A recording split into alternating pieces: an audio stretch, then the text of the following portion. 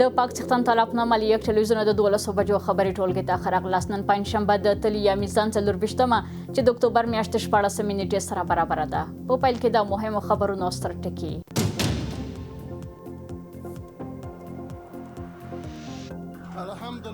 د پاکستان وروستي بریدونه څرګند تېری دی. حامد کرزي د کابل په ګډون د هیواد په بیلابیلو ولایتونو کې د پاکستان وروستي بریدونه ښکاره تېری بللی دی.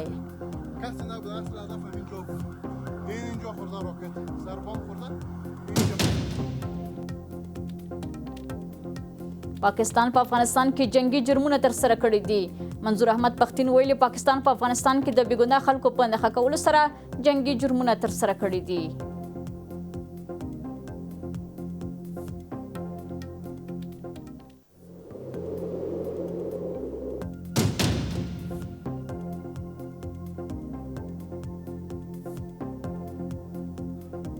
او له جګړو سره هممهاله په پاکستان کې د افغان کډوالو ناوړه وضعیت.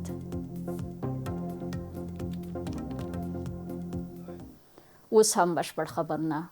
د افغانستان پخوانی ولسمشر حامد کرزي د کابل په ګډون د هیواد په بیلابیلو ولایتونو کې د پاکستان وروستي بریدونه په سختو ټکو غندلي او دا یې ښکاره تېری بللی دی. کرزي ویلي په دې بریدونو کې ملکي وګړي د ښځو او ماشومانو په ګډون په نښه شوي دي. نوموړي دا بریدونه د نړیوالو اصولو او قوانینو ښکاره سرغړونه بللې ده. پخوانی ولسمشر د قربانیانو له کورنۍ سره د خواخوږۍ په څرګندولو سره ټینګار کړی چې پاکستان د خپلو ناعقلانه او ناسمو تګلارو له ناوړه پایلو سره مخ دی او پر افغانانو د دې ډول بریدونو له کبله ځان له خپلو کورنیو او سیمه ییزو ستونزو نشي خلاصولی. کرزي زیاته کړې پاکستان باید دا درک کړي چې افغانان د خپلې خاورې او وطن د دفاع په برخه کې یو موټی او یو غږ دي او له اسلام آباد یې غوښتي چې له تېري او جګړه ییزه چلند لاس واخلي او پر خپلو تاواني او ناسمو تګلارو بیا کتنه وکړي. الحمدلله انجاز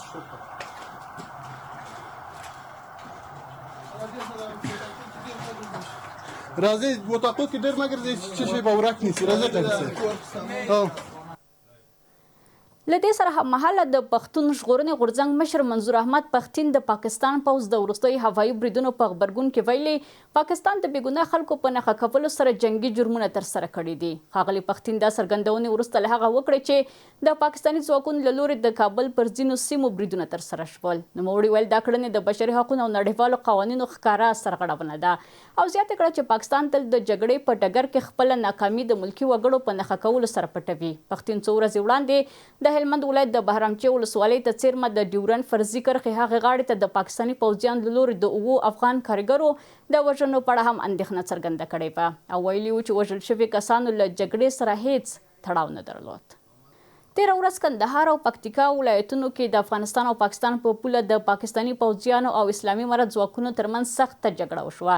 په دې نښتو کې دوو خبریالانو په ګډون 12 ملکي وګړي شهید او نږدې 100 تنه نور ټپیان شول. د اسلامي امارت مرستیال ویان حمدالله فطرت وویل چې په دې نښتو کې پاکستاني لوري ته هم درنه مرګ ژوبله اوښتې او د دوی پوځي تجهیزات د اسلامي امارت لاس ته ورغلي دي. السلام علیکم ورحمت الله ملګرو دروازې د شاټ ورکوو دروازه په چاود وایو کوي ملګرو مجاهدین د وایو کوي ملګرو. نن سهار د ډیورنډ فرضي کرښې په اوږدو کې د پکتیکا ولایت د ترو ولسوالۍ او همدارنګه د کندهار د سپین بولدک ولسوالۍ په پولو د افغان او پاکستاني ځواکونو ترمنځ نښتې شوې. د راپور له مخې جګړه د سهار له 3 بجو پیل شوه او نن سهار 8 بجې په سپین بولدک کې پای ته ورسېدله. سرچینې وایي افغان ځواکونو د څو پوستو د نیولو ترڅنګ پاکستاني لوري ته درنه مرژوبله اړولې او د باب دوستۍ دروازه یې الوزولې ده. دغه راز د اسلامي امارت ویان ذبیح الله مجاهد په خپل ایکس کې لیکلي چې د پاکستاني ځواکونو په بریدونو کې 12 ملکي وګړي شهیدان او 100 تنه نور ټپیان شوي. د دې سره سم د اسلامي امارت ویان مرستیال حمدالله فطرت ویلي چې جګړه د پاکستان له برید سره پیل شوه او د اسلامي امارت ځواکونو د دفاع او غچ اخیستلو په موخه ځواب ورکړ چې په پایله کې پاکستاني پوځ ته درنه زیانونه اوښتي دي. فطرت زیاته کړې چې یو شمېر د پاکستان پوځ وسلې او تجهیزات هم د اسلامي امارت ځواکونو لاس ته ورغلي دي. نن سهار وختي یو ځل بیا پاکستاني ځواکونو د کندهار سپین بولدک ولسوالۍ کې پر عامه هستوګنیزو کورونو باندې د سپکو او درنو وسلو بریدونه پیل کړل چې له بده مرغه په دې بریدونو کې تر 1200 تنو ملکي هیوادوال شهیدان او تر 100 زیات ټپیان شول. وروسته افغان ځواکونه هم ځوابي حملې ته مجبور شول او په نتیجه کې ګڼ شمېر پاکستاني متجاوز نظامیان ووژل شول، پوستې او د هغوی نظامي مرکزونه تصرف سو، وسلې او ټانګونه یې ترلاسه شول. اکثره نظامي تاسیسات هم له منځه وړل شوي دي. په 8 بجو زموږ لخوا جګړه بیرته کنټرول شوې، خو موږ هیوادوالو ته ډاډ ورکوو چې مجاهدین په خورا لوړ مورال د خپلې خاورې، حریم او د خلکو دفاع ته چمتو دي. د پوځي چارو شنونکي بیا وایي چې دا ډول ترنګرتیا د دواړو لورو په ګټه نه ده. در واقع هر که آغازگر این حمله است ملامتش باید قبول کنه ملامتیشه و دوباره به این کار دست نزنه، چون که ادامه منازعه بین پاکستان و افغانستان یک عالم مشکلات بر دو طرف پیش میکنه که اگر خدا نخواسته از کنترل خارج شود کاملا به تباهی دو طرف تمام میشه. بنابراین هر دو طرف رهبری هر دو طرف مسئولانه عمل کنن. له بله خوا سلګونو کسانو نن د بغلان ولایت په پلخمري ښار کې د پاکستان د هوایي بریدونو او د افغانستان د هوایي حریم د نقص په اعتراض کې لاریون کړی دی. معترضینو د پاکستان دا کړنې د افغانستان د ملي حاکمیت څرګند نقص وباله او له نړیوالو بنسټونو یې وغوښتل چې د اسلام آباد پر وړاندې روښانه او مسؤل دریځ خپل کړي. د لرون ګډونوالو ټینګار وکړ چې د افغانستان خلک د سولې غوښتونکي دي، خو د خاورې او خپلواکۍ دفاع خپل ملي مسؤلیت ګڼي. د افغانستان د آزادو ژورنالستانو اتحادیه ویلي د پاکستان لوري د خبریالانو قصدي په نښه کول د ژورنالیزم د اصولو، انساني ارزښتونو او د بیان د ازادۍ ښکاره سرغړونه ده او دا کار یې په کلکه غندلی دی. په اعلامیه کې راغلي پر خبریالانو برید کول د حقیقت غږ چوپولو، د حقایقو د پټولو او د افغانستان د ملي حاکمیت د سپکاوي هڅه ده. د ټولنې له نړیوالو بنسټونو چې د بیان د ازادۍ ملاتړ کوي او لړپندو مراجعو یې غوښتي چې دا پیښه په جدي ډول وڅېړي. دا په داسې حال کې ده چې د پاکستاني ځواکونو د هوایي بریدونو په ترڅ کې د ډیورنډ فرضي کرښې په اوږدو کې عبدالغفار عابد او تواب ارمان تر برید لاندې راغلل، چې په پایله کې عبدالغفور عابد شهید او تواب ارمان ټپي شو.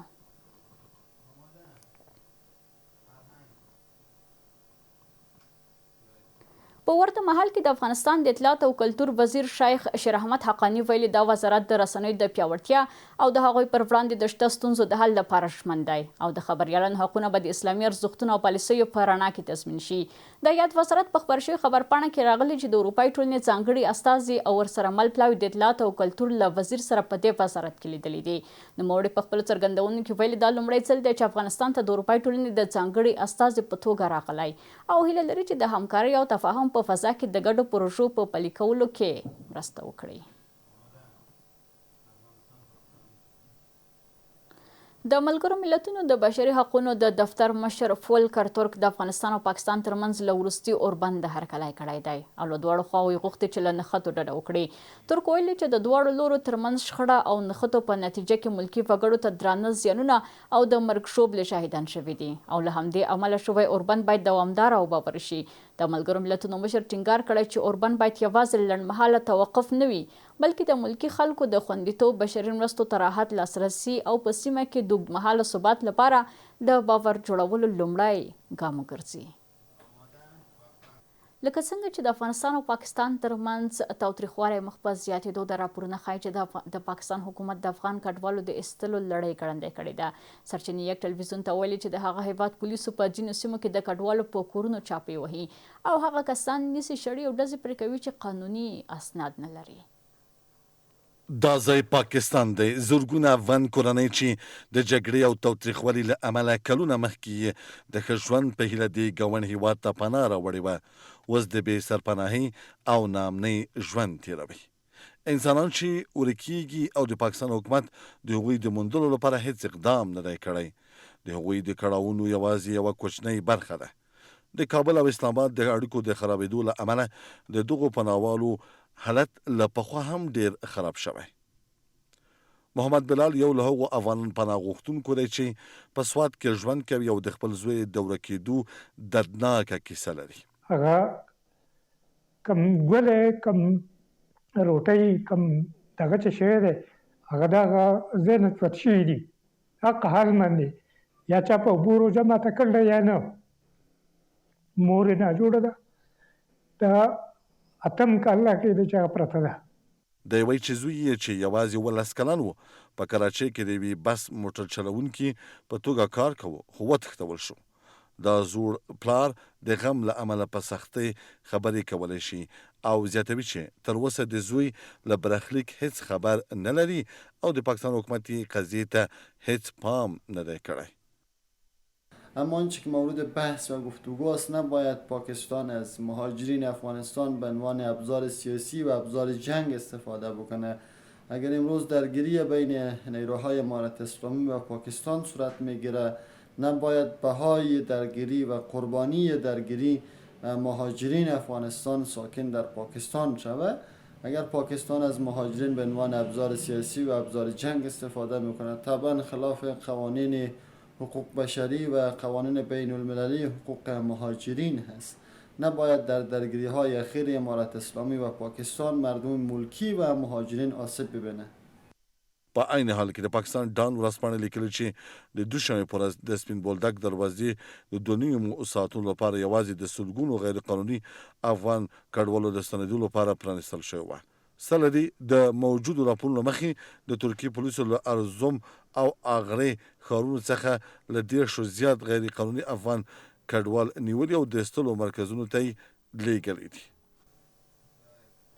پاکستاني جی نیوز ټلویزیوني شبکې راپور ورکړی چې د افغانستان او پاکستان ترمنځ د وروستیو نښتو سره هممهاله د کوټې ښار په ګډون د پاکستان په بېلابېلو برخو کې د افغان کډوالو پر ضد عملیات چټک شوي دي. د دې شبکې د راپور له مخې یوازې د کوټې ښار په هزاره ټاون سیمه کې پولیسو او پولیساتو ځواکونو د وروستیو ورځو پر مهال 952 افغان کډوال نیولي دي. ځایي چارواکي وایي نیول شوي کسان د پاکستان د وګړو د ثبت ادارې یا نادره له لورې راجستر کیږي او وروسته د چمن له لارې افغانستان ته استول کیږي.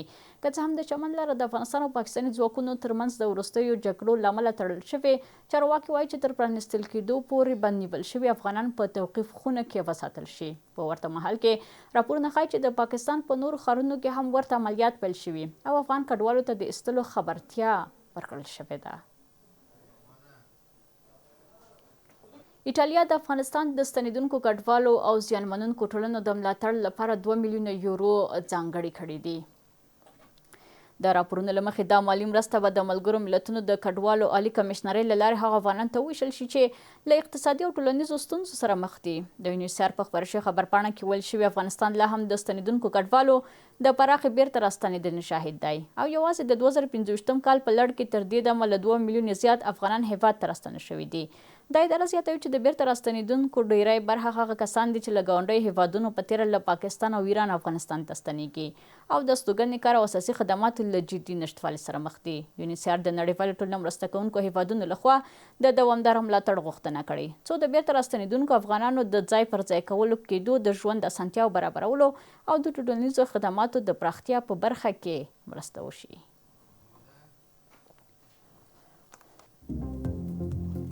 له تاسو خپل ټولو همکارانو نه په مننه سره زموږ د 12 بجو خبري ټولګه پر همدې ځای پای ته رسیږي. تر بیا ښه وخت ولرئ.